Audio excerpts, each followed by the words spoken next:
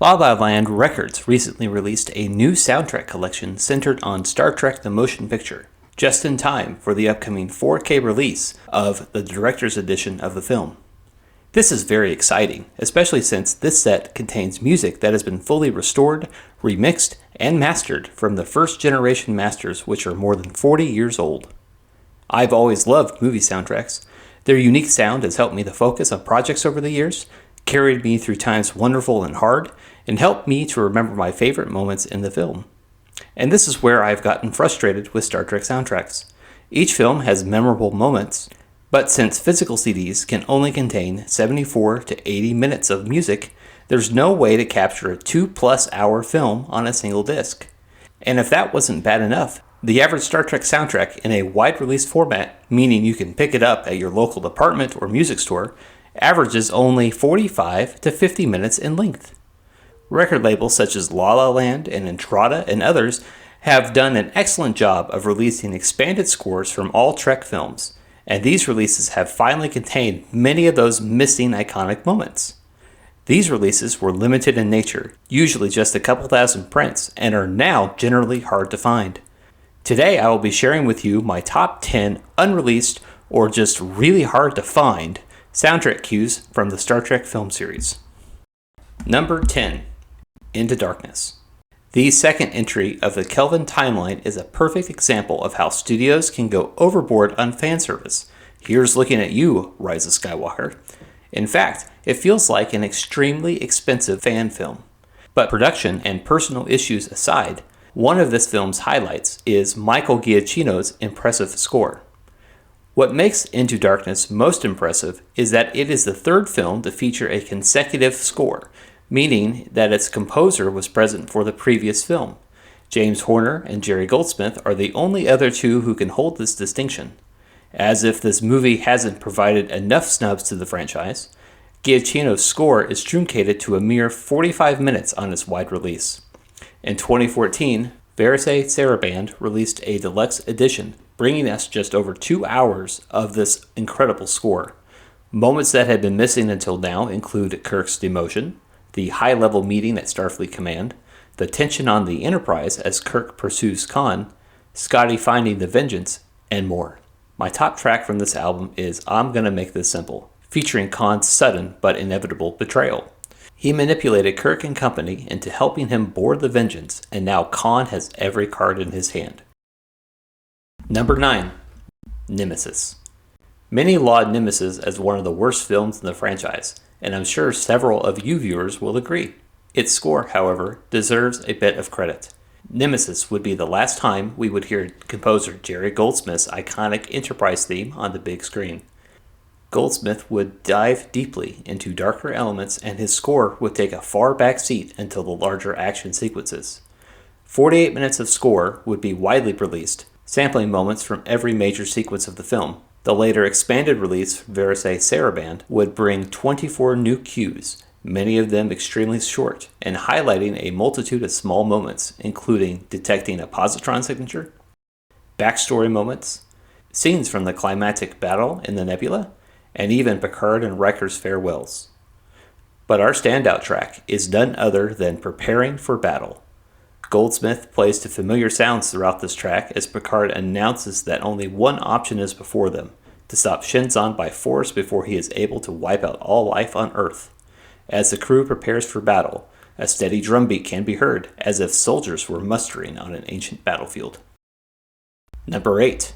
The Undiscovered Country. The final film featuring the crew of the original USS Enterprise struck with a bang, and so did its composer, Cliff Idleman. This film is Idleman's first and only Trek outing, and he quickly makes his mark with extremely dark tones, making heavy use of percussion and deep bass instruments. Its 45-minute wide-release soundtrack probably contains the best capsule of music from any Trek film, and that becomes even more clear when Entrada released a 2-disc expanded score that brought us an extra 20 minutes of material. We now get to enjoy moments from the Rura Penthe prison, the introspective scene between Valeris and Spock, and even the movie's epilogue. But the top track from this album goes to Guess Who's Coming. In 47 short seconds, we feel the tension of the ages where Kirk, blinded by his own prejudice and yet duty-bound to Starfleet, first meets the Klingon Chancellor.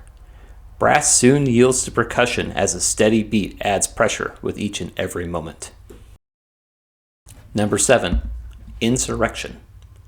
At the time of its release, Insurrection was a return to form for the franchise, taking a lighter tone than its predecessor, First Contact. Returning composer Jerry Goldsmith takes note of this heavily in his fourth Trek cinematic score. Though Insurrection has its dark and emotional moments, Goldsmith doesn't allow his score to get stuck in those moments and remains as light as possible. The film's wide release brings us a good 41 minutes of score, but GMP's expanded release in 2013 adds several missing moments such as Worf and Picard chasing Data, Picard's struggle with Admiral Dougherty's orders and ideals, and even the film's climactic battle. Our standout track, however, goes to Underwater Search / The Holoship from early in the film. Veteran composer Goldsmith expertly captures the intrigue, wonder, and even bewilderment as Commander Data retraces his steps from earlier in the film and discovers a large vessel hiding underwater, a holoship designed to forcibly remove the Baku from their world. Number 6. Generations. Picard and Company's maiden film voyage had its ups and downs, but one can't deny that it expertly brought the Next Generation's best elements to the silver screen.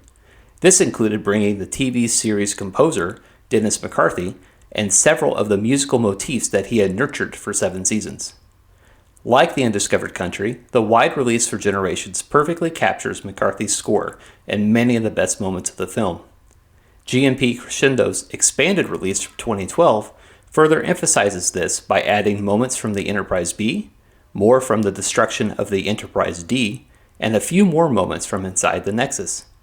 But the top track of this album goes to a moment not heard until the limited release, and that's Soren kidnaps Geordi. While Geordi is dealing with Data's malfunctions aboard the observatory, Soren returns to finish what he started. The tension slowly builds throughout the track, launches into an action sequence during a phaser fight, and ultimately concludes just as the Enterprise D narrowly escapes the shockwave. Number 5. Beyond.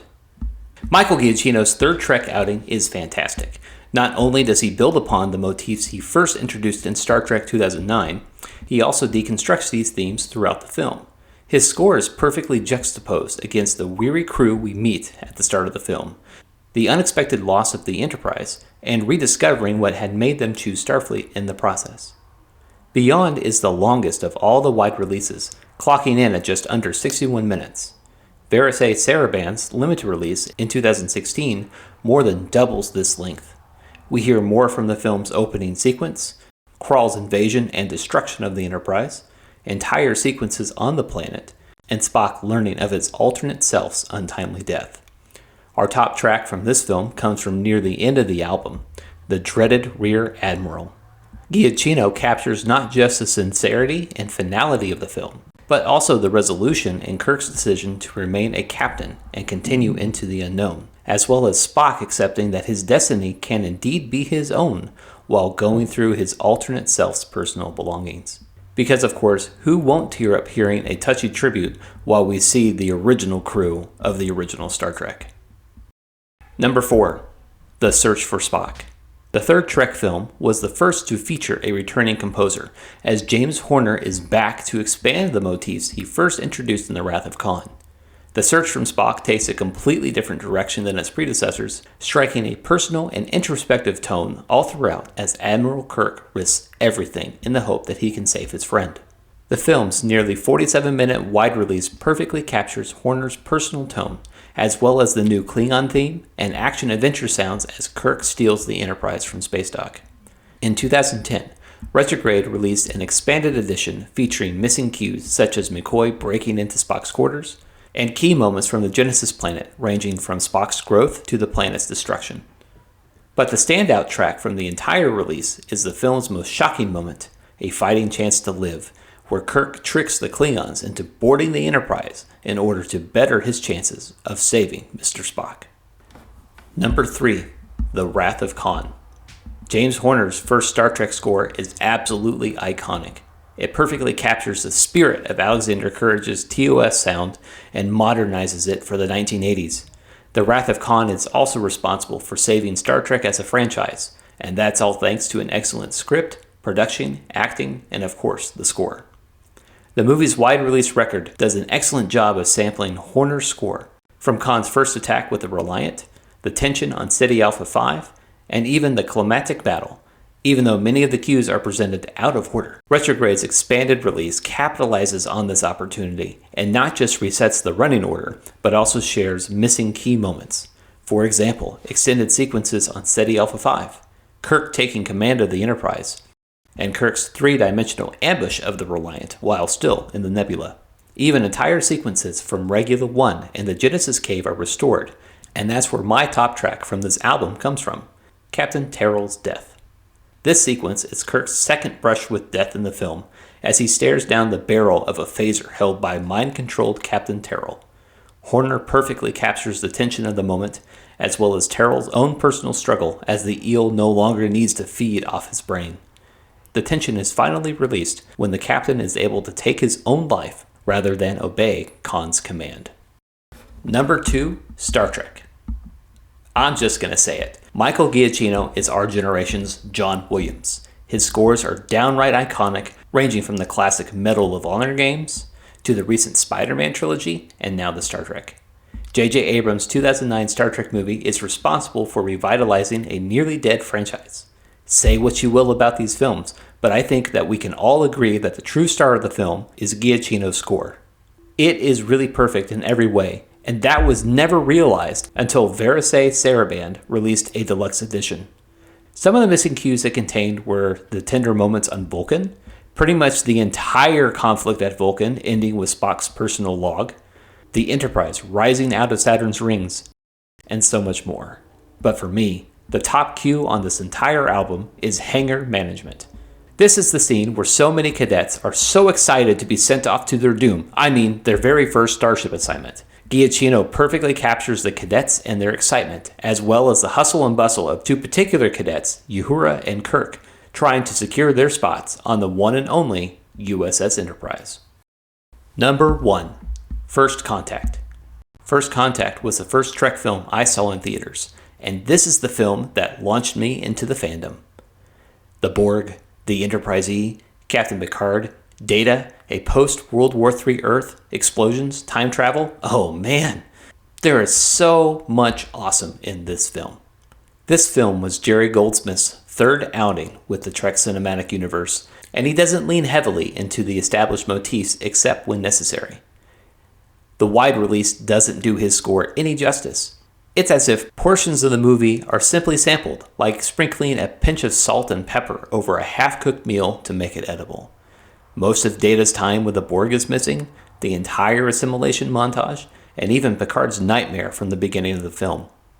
GMP Crescendo's expanded edition restored those cues, as well as the film's climax in the starship chase and Resistance is Futile. The anticipation of Cochrane's historic flight is juxtaposed against Picard's helplessness, as he is unable to stop the Borg from forever altering history.